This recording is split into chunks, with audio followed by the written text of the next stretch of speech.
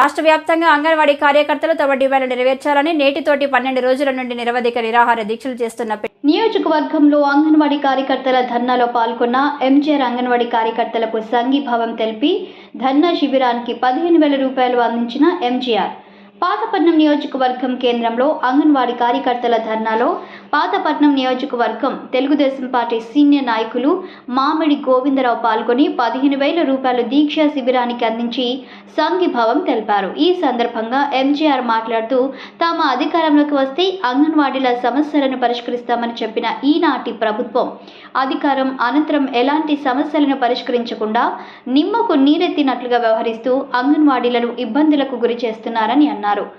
అంగన్వాడీలు చేస్తున్న శ్రమ వెలకట్టలేనిదని ప్రభుత్వం చేపడుతున్న ప్రతి అభివృద్ధిని సంక్షేమ కార్యక్రమాల్లో భాగస్వామ్యంగా ఉన్నారని గుర్తు చేశారు. కాగా నెలకు అంగన్వాడీ టీచర్కు వేతనం 11,500, అంగన్వాడీ ఆయాకు 7,000 ఈ ప్రభుత్వం ఇస్తుంది. చాలా తక్కువ వేతనంతో వాళ్ళ పోషణ కష్టతరంగా మారిందని, ఏ విధంగా వారి కుటుంబాలను నెట్టుకు వస్తారు అని ప్రశ్నించారు. ఇప్పటికైనా రాష్ట్ర ప్రభుత్వం దిగి వచ్చి అంగన్వాడీల న్యాయబద్ధమైన డిమాండ్లను నెరవేర్చి కనీస వేతనం నెలకు 26,000 ఇవ్వాలని ఎంజీఆర్ సూచించారు. కార్యక్రమంలో ఆయనతో పాటు పాతపట్నం మండల తెలుగుదేశం పార్టీ నాయకులు, కార్యకర్తలు, ఎంజీఆర్ శ్రేణులు పాల్గొన్నారు.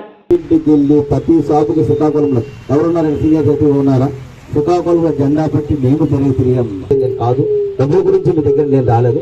మీకు అవసరానికి మీ ఉద్యమానికి అవసరమైతే లక్షలు డొనేట్ చేస్తానని మాత్రం చెప్తాను. కారణం ఏంటంటే నేను సీఎం నిలబడాలి, పేదవాడికి న్యాయం జరగాలి, ఒక కార్మికుడికి న్యాయం జరగాలి, మనలాంటి వ్యక్తులకి న్యాయం జరగాలని మాత్రమే నా తపన.